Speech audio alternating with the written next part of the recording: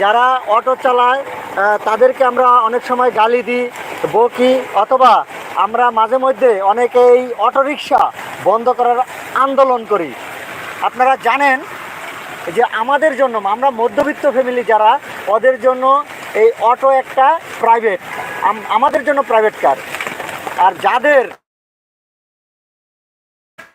Private car কেনার মতো সবাই যারা প্রাইভেট কারে চড়ে, ওরা সময় যে অটোরিকশা বন্ধ করার জন্য অনেক সময় দেখি টাকা দেয়, মিছিল করে বা মানুষকে লেলিয়ে দিয়ে বলে যে অটোরিকশা বন্ধ করা হোক।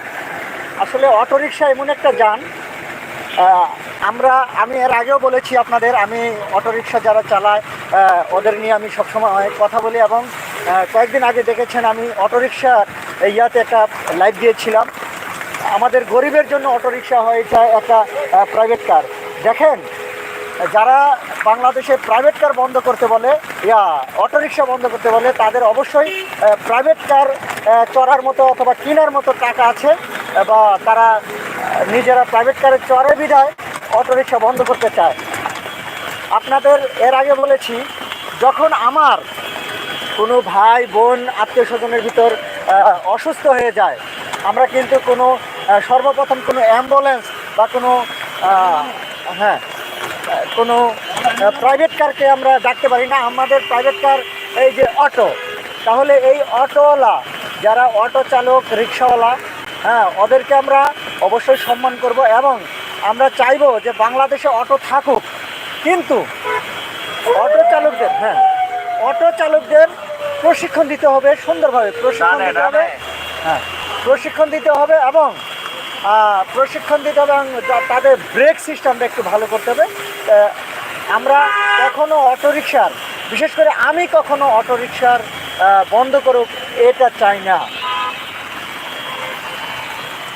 আপনারা এই যে দেখাচ্ছি আপনাদের, দেখেন গলা পরিমাণ পানি আপনারা দেখতে পাচ্ছেন। আপনারা এখানে কেউ দেখেন নদীর ঢেউ যেরকম ওঠে আপনারা দেখতে পাচ্ছেন। এই যে এখান থেকে আমাদের হেঁটে যাওয়া কখনো সম্ভব? এই যে দেখেন যে ঢেউ উঠতেছে নদীর মতো, মনে হচ্ছে এটা আমি হয়তোবা যমুনা নদীতে নেমে গেছি। আপনারা দেখতে পাচ্ছেন, হয়তোবা মনে করতে পারেন যে আমরা কোনো এই স্পিরিট বোটে উঠেছি। এই দেখেন, এই যে ভাইয়েরা দেখেন, মোবাইল ধরাই তো হয়। এই যে দেখেন প্রাইভেট কার, এই যে দেখেন, এই যে প্রাইভেট কার যাচ্ছে, মনে হচ্ছে যে কোনো এক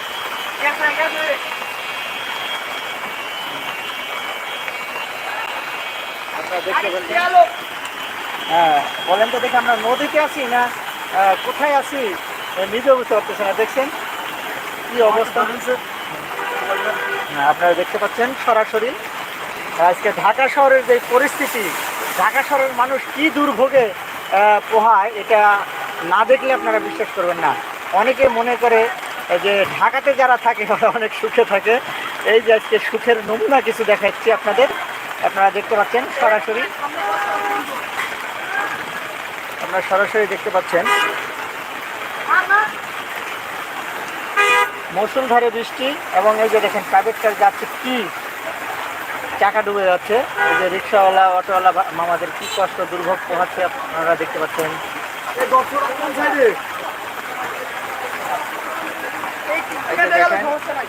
এই দেখেন আমরা যমুনা নদীতে নেমেছি, এরকমই মনে হচ্ছে। বামে যান না, একটা মাঝামাঝি যান।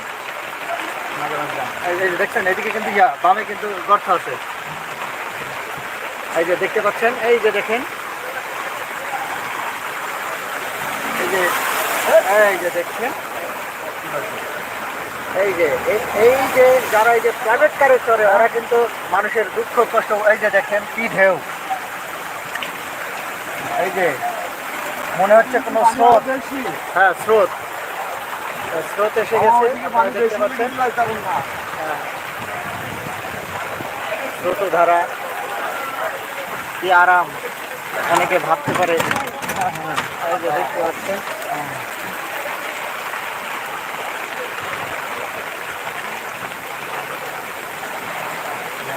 এই যে জামান টাওয়ারে নিয়ে নামাই দিবেন।